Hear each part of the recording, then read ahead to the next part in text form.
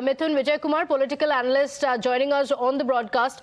Mr. Vijay Kumar, thank you for joining us. How do you look at these protests that are taking place? Because for the last several months, these protests are going on, and it's now that it escalated to violence as well. The police officials, it seems, were caught completely off guard.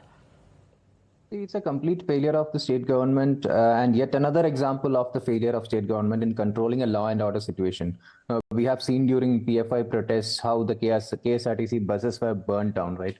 So here what happened is few Catholic leaders called for communal rights and the state government remained a mute spectator is what we can see. Now, although they have registered cases against bishops for ordering attacks on the police station, no arrests have been made so far. Just imagine if this situation happened in UP and some Hindu leader calls for, protest or make similar statements what the Catholic leaders made.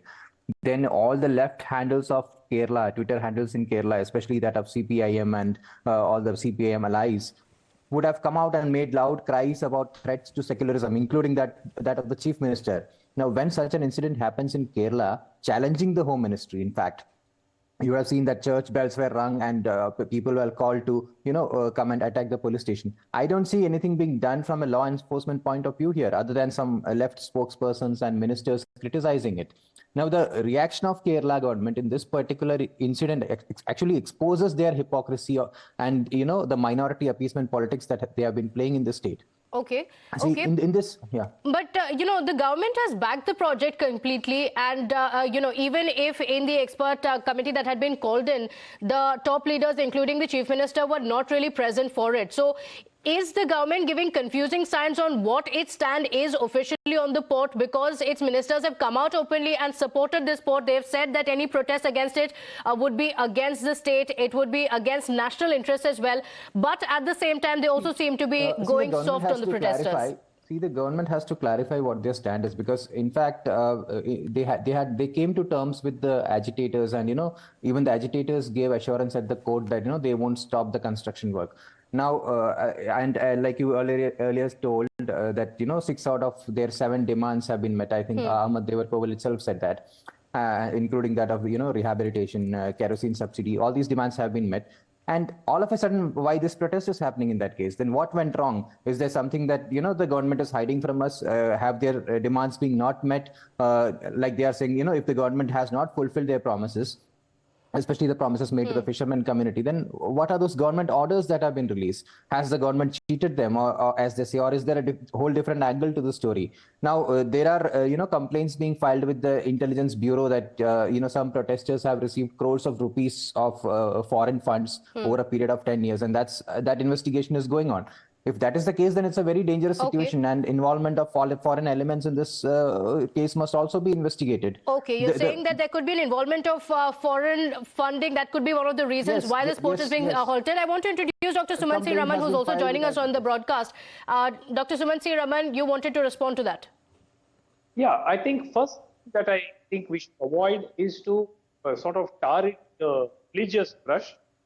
It just so happens the last number or proportion of the protesters and the fishermen happen to be members of the Christian community. And that is indeed the case, not just in Kerala, it's in Tamil Nadu and a few other states as well. So I don't really, agree with this, this church, quote unquote, church sponsored and stuff like that. What we need to look at is the state government needs to come clean. And they have in the past categorically said that they support the port. If they are categorically supporting the port project, what is it that is preventing them from ensuring that law and order is maintained, which is extremely critical, and it is completely the responsibility of the state government. And second, having discussion. This is not a new issue. I mean, this. No, that's right, Mr. Suman C. Raman. You said that you don't want to bring in the Latin Church, but this has been mentioned by the police officials themselves. In fact, they also defended the violence. They came out and said that this is only a natural reaction to what's happening in the state. Look, the church in many of these fishermen community areas is the kind of a community hub around which the fishermen sort of congregate. So the church could well have been, the focus point for the fishermen to have met and to have, decided on the course of action and all that. Nothing constitutes making this a religious issue. And saying that, only all the fishermen who are impacted or all the fishermen who are protesting are members of a particular community. I don't think that's fair at all. Yes, the church could have organized. I mean, I saw this in the Kudankulam nuclear reactor protest in Tamil Nadu. It was a very similar situation. Again, the people who were impacted were fisher folk, and they were sort of supported by the local parishes.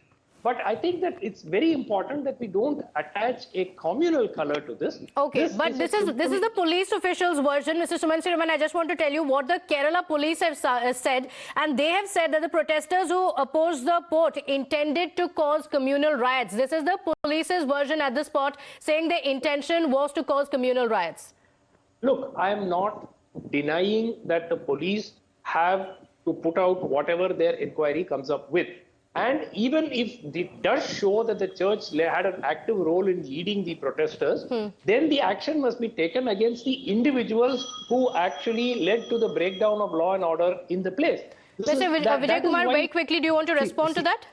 See, how is this not church-sponsored is something that I can't understand. Because when bishops are coming out, ringing church bells, and followers of the church are told to come and attack the police station, how is this not church-sponsored? We have videos of bishops saying that, come and attack the police station. Then how can you say there is no communal angle in this? Just a few minutes ago, we heard the secular minister say that this is communal. And here's a gentleman who says there is no communal angle in this. Let's not paint this communal. Sir, this is church-sponsored. When there is a church involved in this, when there is a religious machinery involved in this, how okay, all right. So the investigations into the case are going to continue, and it looks like the left government versus the church as of now. According to the police officials, it was intended to be communal riots. Now the situation under control, but questions being raised on whether the police officials were caught napping. Mr. Mithun Vijay Kumar as well as Sumansi Raman, thank you for joining us on the broadcast. We'll unfortunately have to leave